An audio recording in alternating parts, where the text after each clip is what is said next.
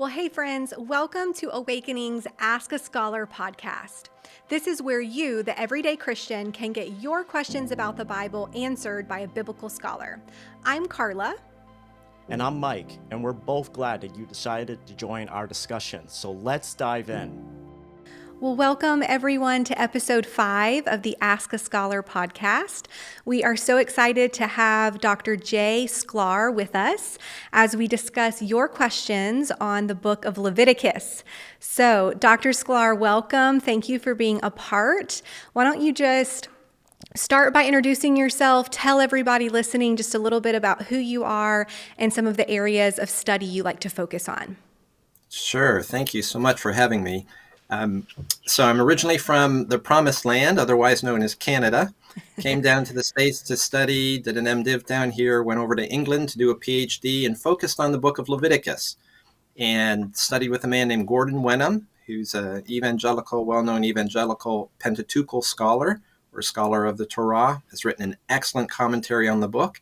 And so since then, I've really focused my research on the Bible's first 5 books, Genesis through Deuteronomy, known as the Pentateuch or the Torah or the Law. I love those areas. I've written commentaries on Exodus, 2 on Leviticus, 1 on Numbers, and it is just one of the most fun things to do, is to sit down and write a commentary on books of the Bible that very few Christians read today. Yeah. Well, I'm glad that you've done that work, and I'm glad that we have you on here today because, like you said, this is a book of the Bible that not a lot of people like to read, and if they do read it, they get a lot of confusing questions. And so it's going to be great to dive into those today. All right, well, if you guys are ready, I'm going to just have us jump right into the first question so we don't waste too much time and we can really get into the nitty-gritty. So the first question that our students sent in is, how does the book of Leviticus contribute to the overall theology of the Pentateuch, and what connections can be drawn between it and the other books of the, I say Torah, but you said Torah, so maybe I've been pronouncing it wrong my whole life, so go ahead. Absolutely. I think we usually do say Torah. In the Hebrew, the accent tends to be on the second syllable, so they would say Torah. Okay. Great question, and I'm so glad it was asked, because one of the reasons that Leviticus is known as the place where Bible reading plans go to die is because it's really hard to keep track of how does this book fit into the story of the Pentateuch, the story of the Torah. And so to place it in the context of these 5 books, it's important for us to recognize that Leviticus actually answers some really practical, burning questions if you're an Israelite. What I mean is this: if you back up to the book of Exodus and you remember what happens, Exodus ends with the Israelites building this tabernacle, and then the glory of God descends, chapter 40. Glory of God descends, fills the tabernacle. And Moses can't even go into it at that point. No one can go into it. And if you're an Israelite at this point, and the living God of the universe has just descended into your midst, some of the questions that are in your mind are, how in the world is this going to work? Mm-hmm. How can the living, holy, pure God of the universe dwell in our midst without liquefying us in our sin and impurity? And he's called us to be this kingdom of priests and holy nation. How do we do that? What does that look like? These are all burning questions on the minds of the Israelites. And the answers are found in the book of Leviticus, which begins chapters 1 through 7 by describing, hey, here are the different sacrifices that you can use to atone for sin so that you can be in the presence of God. Leviticus, which in chapters 8 through 10 talks about the priesthood and the start of public worship so that the Israelites can come before the Lord. Leviticus, which in 11 through 15 talks in those chapters about how to deal properly with your impurity. Leviticus, which in chapter 16 describes the great day of atonement, when all your sins and impurities from the whole year can be taken care of for sure. Leviticus, which in chapters 17 through 27 talks about what it means to live as a holy people, which is to say, we tend to look at Leviticus and all its laws as a burden, but to the Israelites, it should have been viewed as a blessing, answering these burning questions. So that's how Leviticus fits into the flow of the story. It's answering these really important questions. In terms of how it relates to theology of the surrounding books, there are lots of different things to say, but let me just pick up on one important link between Leviticus and the opening chapters of Genesis. In the opening chapters of Genesis, you have the Garden of Eden, and many scholars have pointed out that there are all these parallels between the Garden of Eden and the tabernacle. Yeah. In both, how do you get into the garden? It's the entrance is from the east. How do you get into the tabernacle? The entrance is from the east. What does God do in the garden? Well, he walks around, and the Hebrew word here is hith halak. It's a rather rare form of the verb for walking. So he's hith halaking around. What does he do in the tabernacle? Well, in Leviticus 26, he says, yeah, in the tabernacle, I will hith halak in your midst. What guards the entrance to Eden? Angelic beings. What guards the entrance into the most holy place? Well, angelic beings are woven into the veil of the most holy place. So you see all these parallels between the Garden of Eden and the tabernacle. Yeah. Genesis 1 and 2 and what's going on in Leviticus. So why is that significant? Well, because in the Garden of Eden, those opening chapters of Genesis, we see God's purpose for the world. And his purpose is for a people in this specific place to walk in relationship with him and to spread his kingdom of goodness, justice, mercy, and love throughout the earth. Be fruitful, multiply, fill the earth. Right. In other words, to extend the borders of Eden so that this glorious paradise envelops the earth. What do you find in Leviticus? Well, the tabernacle becomes this microcosm, if you will, of Eden, the epicenter of God's glory. And what God is doing is he's saying, it's here when you come before me and walk in relationship with me, and as a people become this kingdom of priests, that this nation will be a beacon of my goodness, justice, mercy, and love. And your goal is to extend that kingdom throughout the earth. All of that to say, from Genesis to Leviticus, you see God never gets away from his purpose in creation, which is to fill this world with his goodness, justice, mercy, and love as he walks in relationship with his called people. Yeah, I love that. It's kind of like, as you were talking, it just made me think it was really an answer to prayer for the Israelites. Like it was Leviticus probably to them was seen as a blessing so that they would be able to dwell with the Lord and not get burned up, like you're saying, versus a burden, how many of us today read it. Yep, absolutely. Absolutely. And understanding it in its context begins to help you to be able to see that. Yeah, that's so good. Mike, any thoughts on this one? I'm Jay, as you were speaking, the thought that kind of occurred to me is, I mean, this is almost like an ancient Israelite version of an RV, because essentially God's presence is coming into that tent, and he's dwelling with the people. And as the people move from one location to another, Yep. like they are not just hoping that they're taking God with them, or that hoping that he's going to go along with them, but Yep. he is actually there.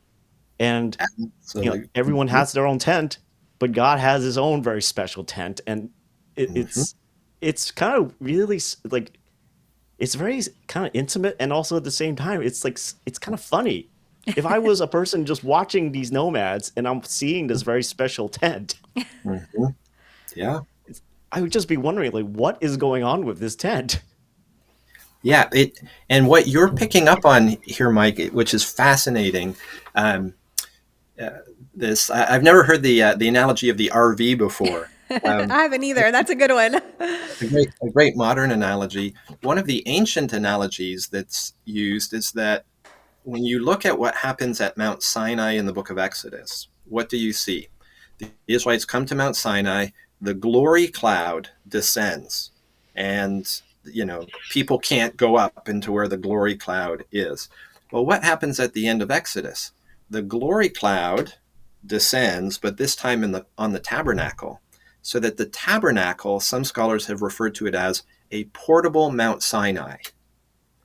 So now that the Israelites are going to get ready to leave Mount Sinai, they don't have to worry, oh no, how do we communicate with the Lord? We're used to doing that at Mount Sinai. Don't worry.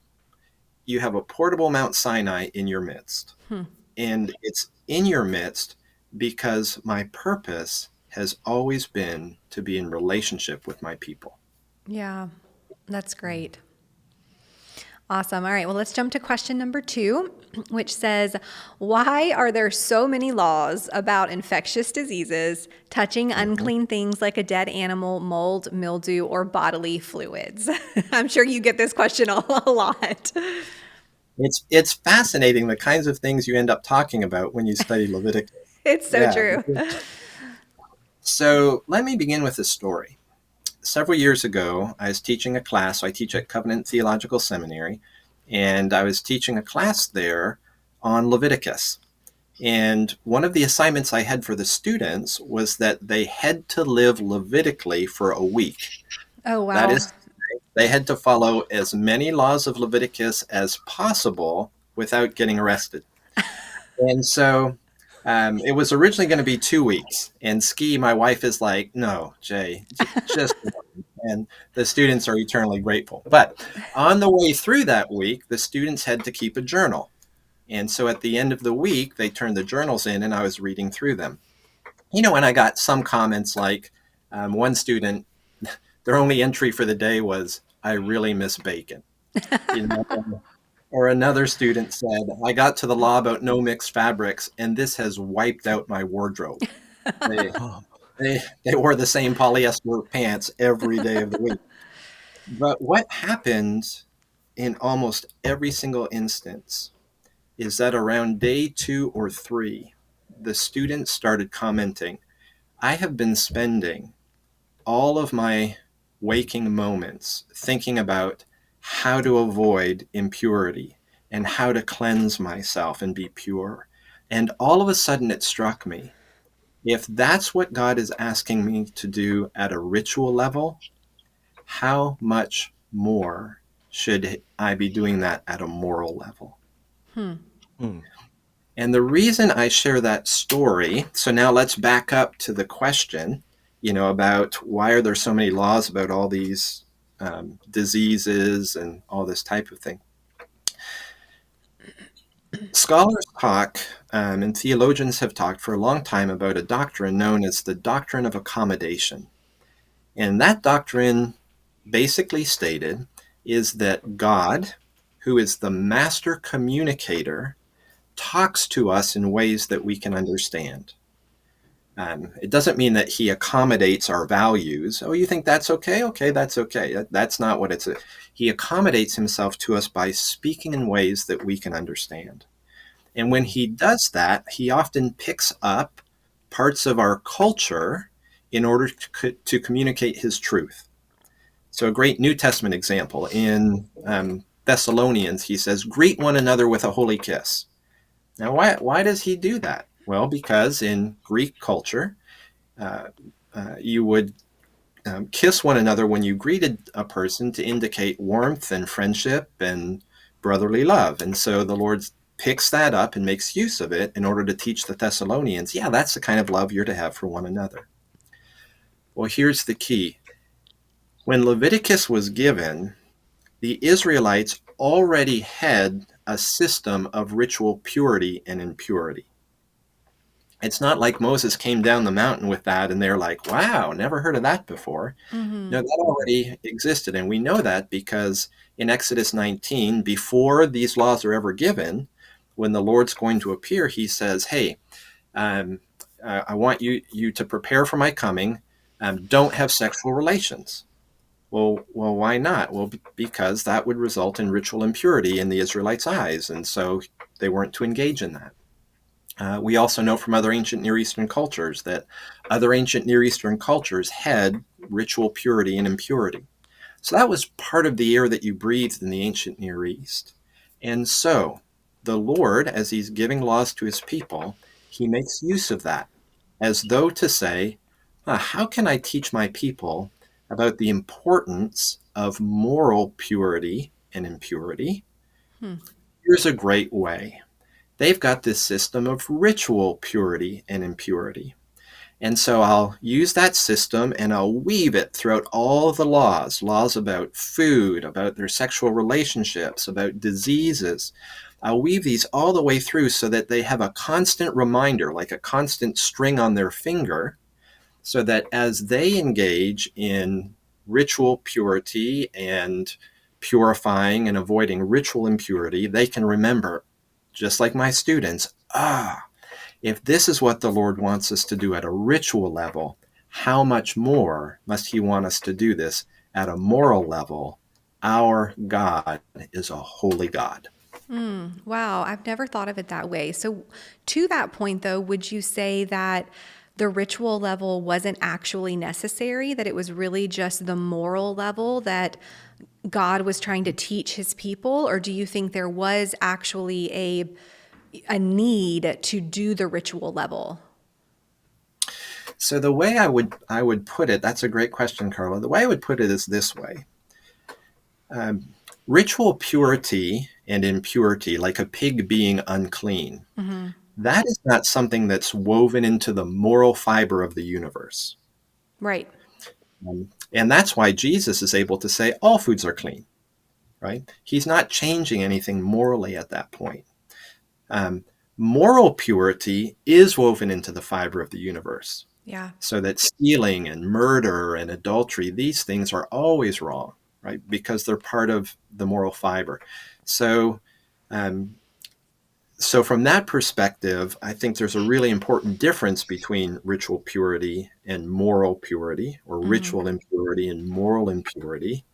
And at the same time, the Lord picked this up, used it in a cultural context, and used it to teach really important things, but then was able later to also put it back down and Right. say, okay, that served its purpose now. All things are clean. Yeah, that's really well said. Mike, any thoughts? I was thinking we had a little bit of like a Leviticus study group yesterday, and Yeah. one of the thoughts that kind of occurred was like just over time, like maybe the initial generation would have a tough time trying to follow this. Maybe sort of like your students for that first week, they were having a difficult time with it. But I could Mhm. imagine that if this is something that's eventually ingrained and taught from parent to child and Mm. onward, that it almost becomes very second nature. Yeah. And it just is, this is just what we do. Like, why do we do this? Because we're Israelite, and it's not even felt like a burden. Right. It's like we were even mentioning about how the different levels of the animal sacrifices of like, hey, if you can afford this, go for this animal. If you can afford that, go for this. And if you really are at this lower end, get a pigeon. Mhm. And and it's like I almost can imagine, like, if I'm part of a family that I know, like, okay, this is our economic status. We're not really going to be moving up or down too much in the social ladder. I don't have to actually necessarily remember everything that's above me. I just have to focus on actually what is applying and applicable for my family and for what I have to be responsible of.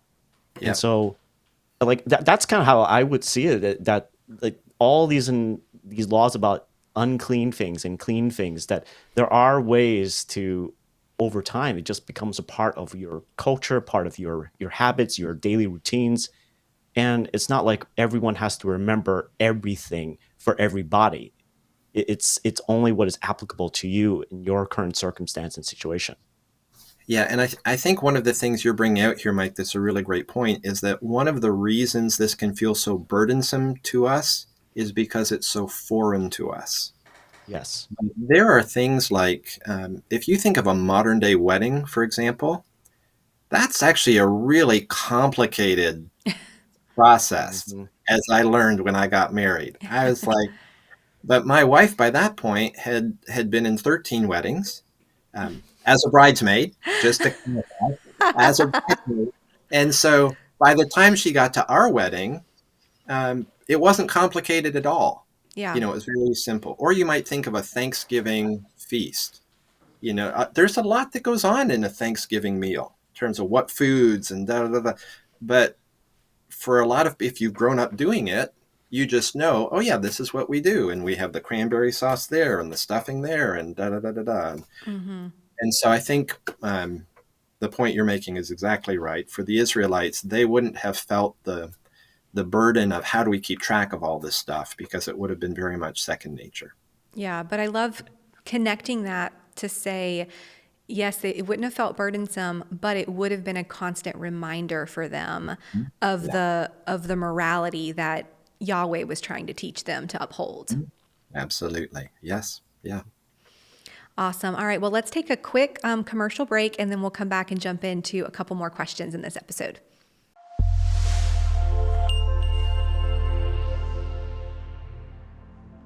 If you're not already reading with us, we'd love to have you start reading today. Every month in the Awakening Bible community, we read a book or several books of the Bible together. Readings are only 1 to 3 chapters a day, 5 days a week, with weekends reserved for catch-up or deeper study. And as you read, we know that you will likely encounter questions, but that's where we come in. Submit your questions at AWKNG.com, and we will do our best to get them answered for you right here on the Ask a Scholar podcast.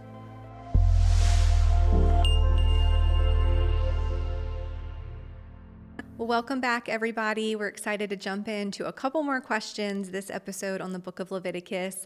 So, Jay, here's the next one for you. It says, how do the dietary laws in Leviticus function beyond health and cleanliness, perhaps symbolizing deeper theological and social principles? Mm-hmm. Yeah, great question. Sometimes when people talk about the dietary laws, there can be a focus on issues of health. And I'm not sure that's the best approach to take. And this questioner is not necessarily doing that, but this is an opportunity to say, I'm not sure that health is the best lens to use when reading these laws or thinking through these laws. And one of the reasons is simply because if health were an issue, then it would seem strange that all of a sudden in the New Testament, the Lord says, go ahead and eat all these foods, right? Yeah. So, what are the other reasons that these laws are here if it's not for health? And I think we can say two things. On the one hand, as we've just been talking about, by taking these laws about ritually clean and unclean foods and weaving them into Israel's everyday life, well, they've got reminders at every meal. Oh, yeah, the Lord wants us to be a people of purity, not just at a ritual level, but also at a moral level. So on the one hand, they're going to function that way. On the other hand, they're also going to function, though, to set Israel apart, right? So if you ask the question today, what do you call somebody who doesn't eat meat? We all answer with, well, a vegetarian. Or what do you call someone who doesn't eat animal products at all? Well, that's a vegan. Well, in the ancient world, if you ask the question, what do you call somebody who doesn't eat all these ritually impure foods? And the answer is an Israelite, right? And so the diet sets them apart, and sets them apart in terms of, again, matters of ritual purity and impurity. Right. But that's the way to be a testimony even to the nations. Oh, we follow a God of moral purity and impurity. So those are a couple of the functions of the dietary laws in Leviticus 11. Yeah, that's great. Mike, any thoughts? I mean, I think when it comes down to one's diet, like it's interesting, right? Because we tend to think as Gentiles that these laws were very restrictive, and yet I've learned over the years, the irony is when you have restrictions like diet, you become very creative in then what you can eat, in the foods that you can approach. And so, I mean, we wouldn't have things like pastrami if it wasn't for, in many ways, this dietary restriction.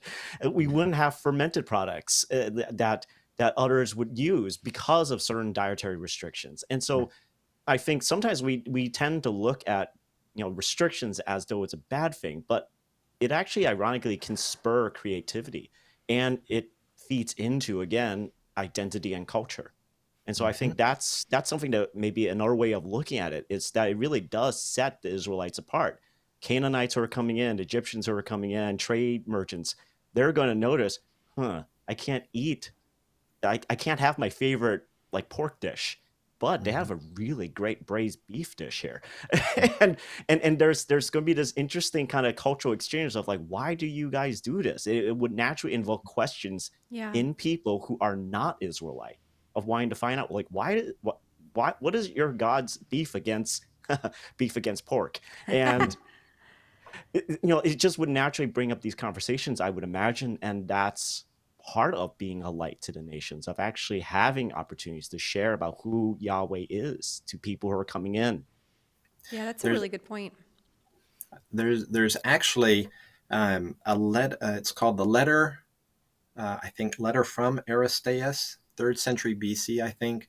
And in it, it tells the story of Gentiles who are doing just that. They're asking the Jews, why do you have these dietary restrictions? And the Jews used it as an opportunity to talk about Yahweh and who Yahweh is, and some of his some of what makes their religion an ethical religion, as opposed to just a series of empty rites or something like that. So you're exactly right, Mike. That's we have historical examples of it actually functioning in that very way. Wow. It's like a little conversation starter card that you think of when people are having dinner for the first time. It's a Right. great way to spark conversation and get people asking questions, which makes Yeah. a lot of sense, you know? Mhm. If they did look and eat and function so much different than the surrounding nations, that would be a great way to kind of try to figure out what their God was all about and why he asked them to do those things. Mhm. Yeah. Awesome. All right, let's jump to our final question of this episode. And it says in Leviticus 11, there are specific instructions about what animals are able to be eaten based on if they have a split hoof and if they chew the cud. Why is this, and what is the significance of it? I Mhm. laughed at this question because in Leviticus, when you read this, they go through it so many times and there's so many different variations of hoof and cud. So it's going to be interesting to hear how you answer this. Yeah. Well, I'll begin by saying or asking a question. No, actually, short story that involves a question. So, with my students, sometimes when we get to these kinds of laws, I'll begin by saying, hey, how many people here understand that, at least traditionally, it's changing today, but traditionally, when a man came into somebody's home, if he was wearing a hat, he would take it off. Um, how many understand that that was part of our culture? And students say, yeah, yeah. And I'll say, okay, what was the purpose of that? Why did he do that? And they'll respond, well, that's easy. It was a sign of respect. That was the purpose. I'll go, great. Why was that a sign of respect? And there'll be this silence. And then students will begin guessing, well, maybe it's this or maybe it's that. And I've tried to look into it. From what I can tell, no one really knows. Right? And so finally a student will say, that's just the way it is. Mm. And I say, exactly. There are many customs that we have that we don't know the rationale behind the custom, but we can tell you what its purpose is, right? Another example would be we use that phrase. We'll say something. Are you going on vacation this year? Yep, going to Florida for a couple weeks. Knock on wood. Now, what's the purpose of knocking on wood? Why do we do that? What do we mean by that? It's almost like saying, "May it be so," or a way of almost like warding off bad luck. But why do we? What? Where did that come from? And again, as far as I can tell, no one knows. So we know what its purpose is, but we don't know the rationale behind it. And I begin there because when it comes to some of these questions, we don't know. Many of these questions are trying to get at the rationale, which is Mhm. fine to ask about. Um, so let's take split hooves. Here are some of the answers that people have given. Well, the reason that you had to have a split hoof was because God had separated Israel from the nations. So that the split hoof represented the separation.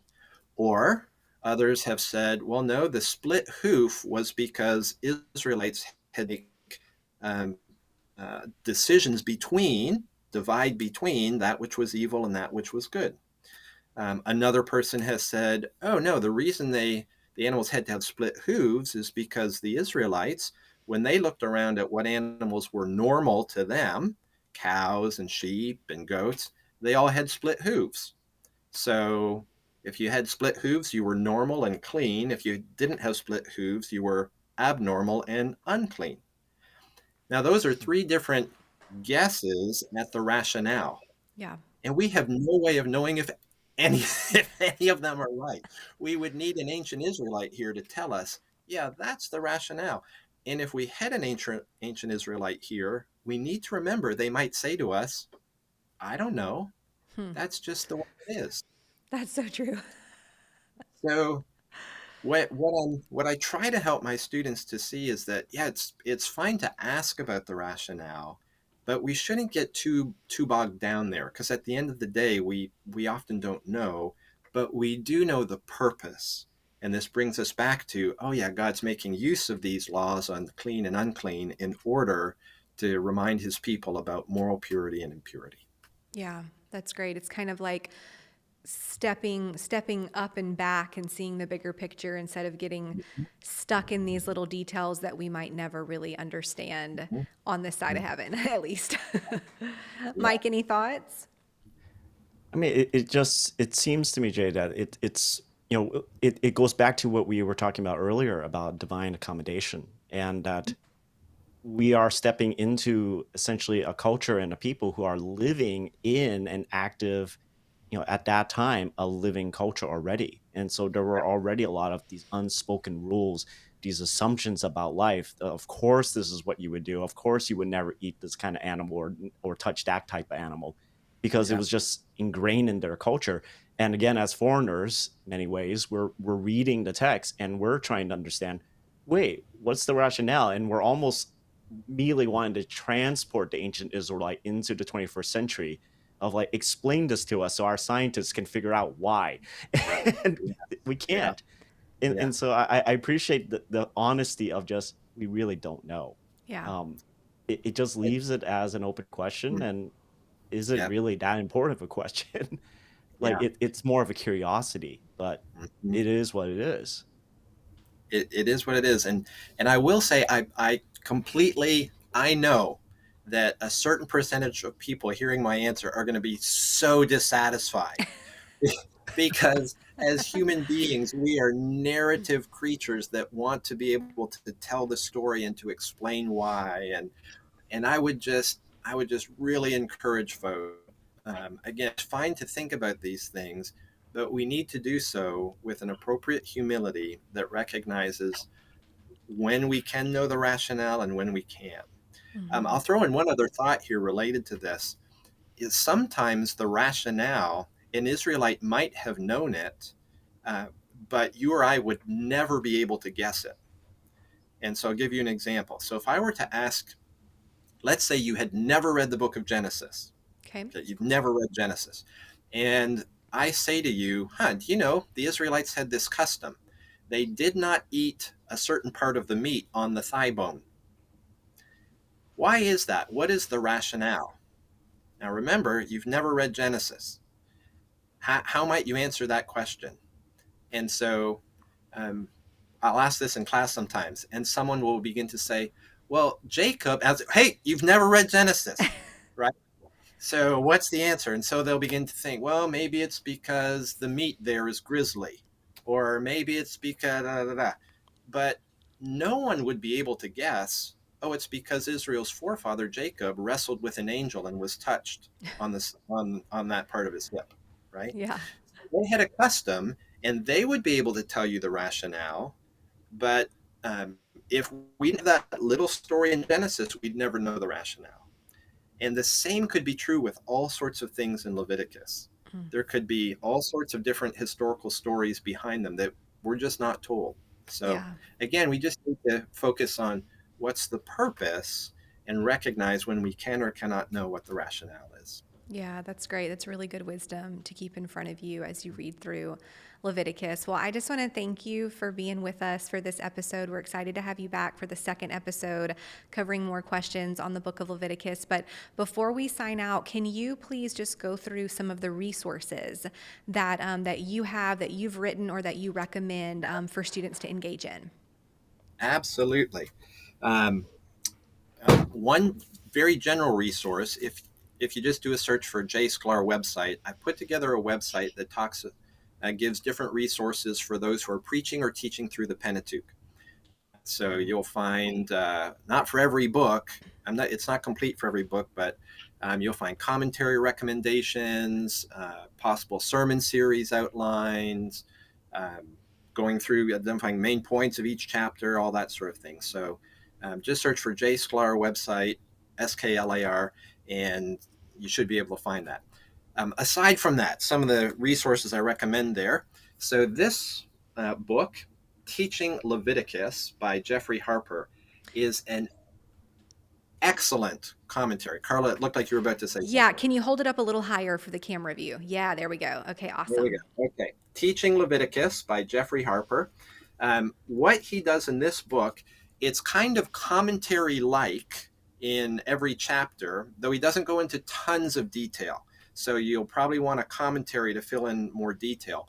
But he does spend really good time, he's an Old Testament scholar, thinking through how do you teach Leviticus to a modern audience. So lots of illustration, application. It is super, super helpful. I've written a couple commentaries on Leviticus. This one appears in the Tyndale series with InterVarsity Press.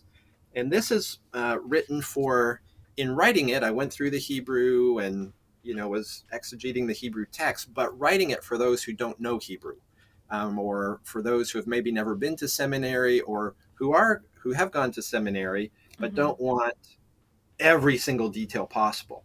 They want a good exposition of the text that helps them understand what it's saying without getting bogged down in secondary literature. And tell us the name of that one for those listening only on audio. Yeah, so that one, it's simply called Leviticus. Okay. Uh, And they can just search that with your name and find it. yep, and Leviticus, an introduction and commentary. Awesome. So that's in the Tyndale series. And then this one is with Zondervan. It's in the Zondervan Exegetical Commentary on the Old Testament series. It's called Leviticus. I think the subtitle is A Discourse. Let's see, The Lord's Holy People Living Out His Holy Character.